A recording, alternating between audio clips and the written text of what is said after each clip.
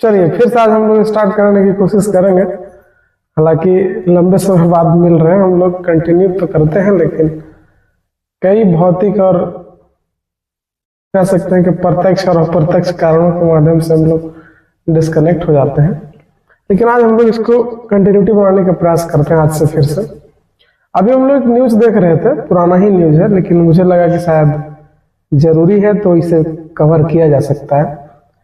27 जनवरी 2025 को उत्तराखंड की सरकार के द्वारा यूसीसी लागू किया गया है। यूसीसी मतलब यूनिफॉर्म सिविल कोड, एक समान सिविल संहिता।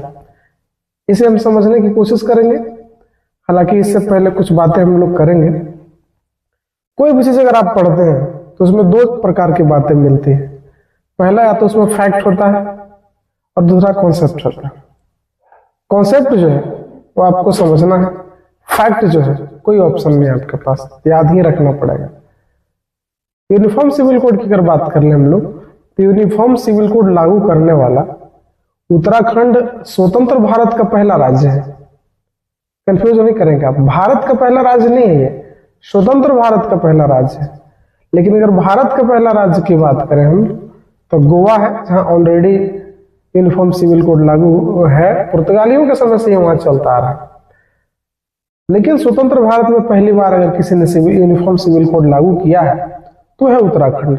समझने की कोशिश करेंगे क्या है यूनिफॉर्म सिविल कोड। देखिए, कानून दो प्रकार के होते हैं, एक होता है क्रिमिनल लॉ, एक होता है सिविल लॉ।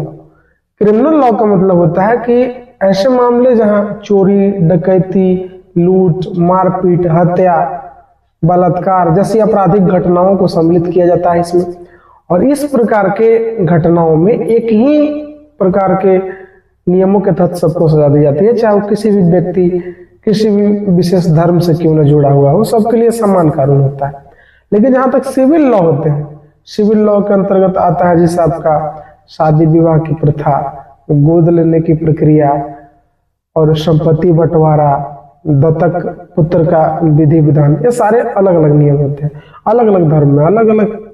मुस्लिम में देखिएगा तो मुस्लिम पर्सनल लॉ के अनुसार होता है, हिंदू में देखिएगा तो हिंदू मैरिज एक्ट के माध्यम से होता है। इसी प्रकार से अन्य धर्मों में भी इस प्रकार की व्यवस्था की गई है।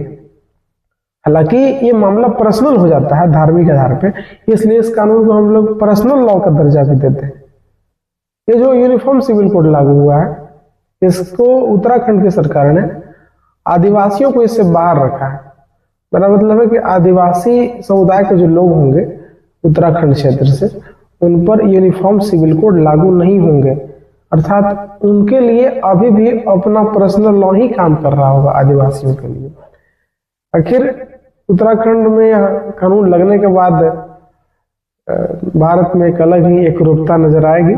एक प्रकार का सकारात्मक प्रयास है।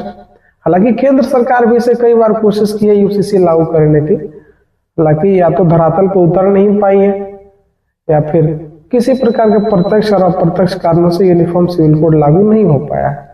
यूनिफॉर्म सिविल कोड अगर लागू हो जाएंगे पूरे भारत में तो सीधा सीधा ये हो जाएगा कि मतलब कि क्रिमिनल कानून हो, क्रिमिनल लॉ हो, चाहे आपका सिविल लॉ हो, एक ही नियम कानून से सारे लोगों के लिए उसका लाभ मिलेगा।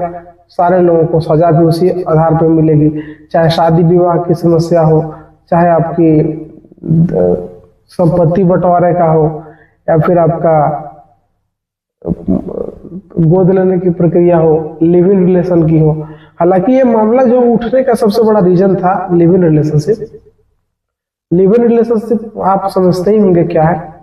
मान ली कोई भी दो व्यक्ति, महिला और पुरुष, अपनी मर्जी से अगर बिना शादी की एक साथ रहते हैं तो वो लिव इन रिलेशनशिप है। लिव इन रिलेशनशिप के विषय में भी थोड़ा कानून को कठोर करने की कोशिश की गई है। इसमें कहा गया है कि कानून जो है, अगर आप कोई भी व्यक्ति लिव इन रिलेशनशिप में रहता है तो उसको पहले रजिस्ट्रेशन करवाना होगा। लेकिन साथ ही साथ अगर लिव इन रिलेशन से लोग अलग होना चाहते हैं, टर्मिनेट करना चाहते हैं, तो वहां भी उनके लिए रजिस्ट्रेशन कराना होगा।